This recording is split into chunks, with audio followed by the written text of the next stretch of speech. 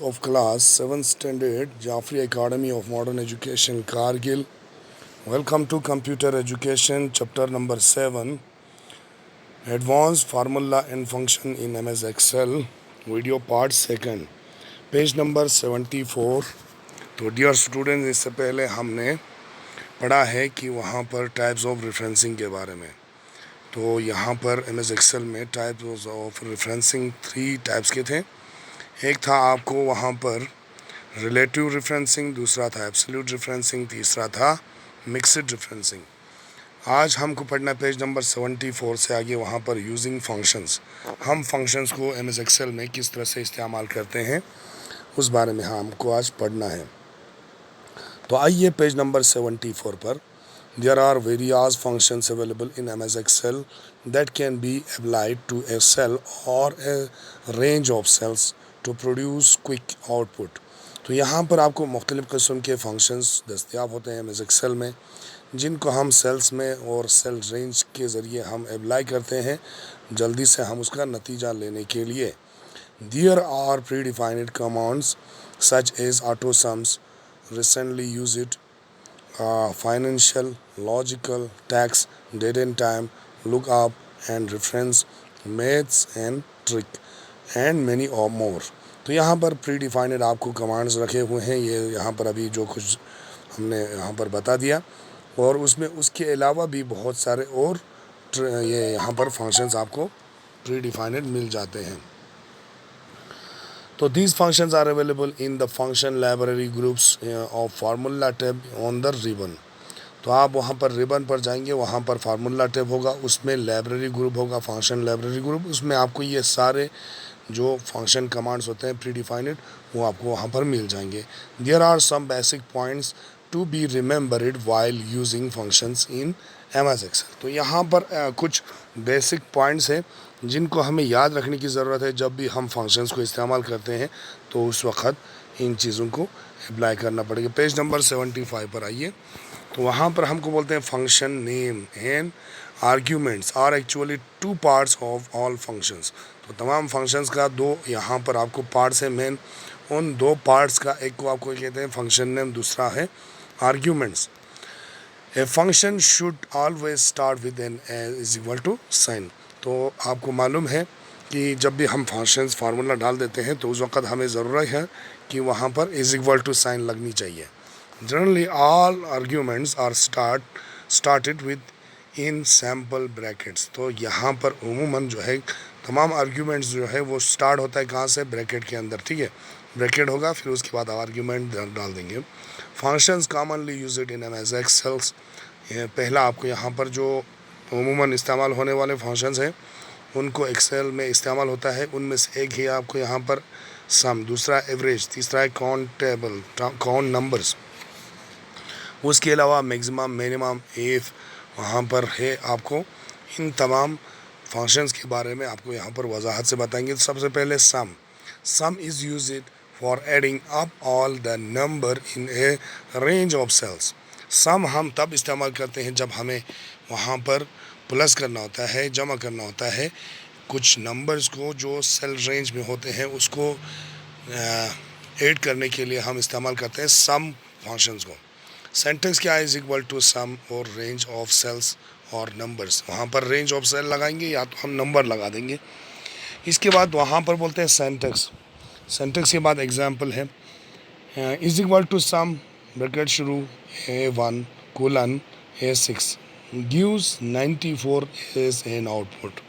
तो यहाँ पर आपको A1 से A6 में जितने भी नंबर रखे हुए हैं उनको आपको ऐड करना है, तो आपका आंसर आ जाता है वहाँ पर 94। कैसे आता है, आप यहाँ पर आ जाओ, नीचे आपको बताते हैं। यहाँ पर A1 में 14 है, A2 में 12 है, A3 में वहाँ पर 10 है, A4 में 5 है, A5 में 28 है, A6 में 25 है। तो यहाँ पर क्या होगा, सेल का आपको यहाँ पर A1 हो गया, A1 क्या हो गया, A1 वहाँ पर 14 है, 14 से लेकर वहाँ पर नंबर नहीं कौन लिखा जाएगा, वहाँ पर आपको सेल का एड्रेस देना है जब सेल रेंज में लाता है। तो A1 वहाँ पर सेल रेंज हमने रख दिया। फिर इसके बाद कोलन लगाने के बाद कहाँ तक, A6 तक, वो वहाँ पर सेल रेंज में आ गया। A1 से A6 के अंदर जितने भी नंबर हैं उनको काउंट करो बोला, उनको ऐड करो बोला। तो वहाँ पर इज इक्वल टू करके वहाँ पर क्या किया, सम A1 ब्रैकेट में कुलन A6 ब्रैकेट बंद कर दिया, इंटर कर दो, तो वहाँ पर 94 आपको आंसर आ जाएंगे। इसके बाद दूसरा है average. Average is used for calculating the average of all the numbers in a range of cells. तमाम वो जो रेंज ऑफ सेल्स में है उन नंबर्स का आपको वहाँ पर कैलकुलेट कर देते हैं एवरेज को। तो उसको निकालने के लिए आपको क्या करना है, सिंटेक्स से आपको फिर से is equal to average range of cell और नंबर्स, नंबर और सेल को वहाँ पर रेंज में रख देना है। फिर उसके बाद वहाँ पर तीसरा बोलते हैं भाई एग्जाम्पल आपको क्या है, is equal to average A1 colon A6। वहाँ पर ऊपर हमने सम लगाया था, नीचे यहाँ पर एवरेज निकालना है, इसलिए वहाँ पर एवरेज लिखना है। तो यहाँ पर आपको average given 18 as an output में आपको 18 वहाँ पर आपको दिखाएगी, क्योंकि 18 वहाँ पर एवरेज में है। ऊपर से नीचे से जहाँ से भी देखेंगे आपको बीच वाला है आपको 18। तो ये आपको वहाँ पर सेल रेंज के अंदर जितने भी नंबर्स हैं उनका आपको एवरेज वहाँ पर बता देंगे। फिर आपको है count numbers is used for counting the number of cells in a range of the cell containing only numerical values. तो यहाँ पर क्या होगा, काउंट नंबर्स कहेंगे, काउंट नंबर्स में आपके अगर वहाँ पर सेल के बीच में नाम होगा या कुछ और होंगे, वहाँ पर नंबर नहीं होगा, वहाँ पर टेक्स्ट होगा, तो उसको वो काउंट नहीं करेंगे। वहाँ पर जितने में नंबर है उसको काउंट करके आपको दे देंगे नंबरिकल वैल्यूज़। ठीक है, सिर्फ काउंट करेंगे आपको नंबरिकल वैल्यूज़ को। Syntax is equal to count, फिर इसके बाद रेंज ऑफ सेल्स और नंबर्स। इसके बाद एग्जांपल्स हैं, वहाँ पर इज इक्वल टू काउंट, फिर इसके बाद ब्रैकेट शुरू, वहाँ पर A1 colon A6 gives the output 5। वहाँ पर 5 आपको आउटपुट दे देंगे, क्योंकि 5 सेल में ही आपको वहाँ पर नंबर लिखा हुआ है और छठे सेल में आपने वहाँ पर टेक्स्ट लिखा है, इसलिए वहाँ पर काउंट आपको 5 दे देंगे। ठीक है, तो ये हो गया पेज नंबर 75। अब आ जाइए 76 पर। वहाँ पर हम कहेंगे वहाँ पर मैक्सिमम किस तरह से निकालना है। तो पेज नंबर 76 पर आपको कहते हैं max, MAX। Max is used for displaying the largest value in the range of the cell as an output. आपको वहाँ पर डिस्प्ले किया जाएगा लार्जेस्ट वैल्यू, जो रेंज में आपका या सेल में, रेंज ऑफ सेल में जो आपको सबसे बड़ा नंबर है उसको वहाँ पर आउटपुट में वहाँ पर दिखाया जाएगा। सिंटेक्स क्या है आपको, इज इक्वल टू मैक्स और सेल रेंज ऑफ सेल्स और numbers. Example is equal to max bracket A1 colon A6 gives 92 as an output. वहाँ पर 92 आपको आउटपुट में दे देंगे, क्योंकि 92 सबसे बड़ा नंबर है वहाँ पर। इसके बाद आते हैं मिनिमम। मिनिमम के लिए MIN लिखना है, is used for displaying the smallest minimum value in the range of the cell as an output. Output में आपको वहाँ पर सबसे छोटा नंबर वैल्यू दे देंगे जो आपके सेल रेंज के अंदर है। ठीक है, वो स्मॉलेस्ट नंबर आपको वहाँ पर डिस्प्ले करेगा। Syntax is equal to MIN range of cells और नंबर्स। वहाँ पर आपको सेल ऑफ रेंज और नंबर्स में आपको वहाँ पर मिनिमम के अंदर वहाँ पर दिखाएगा।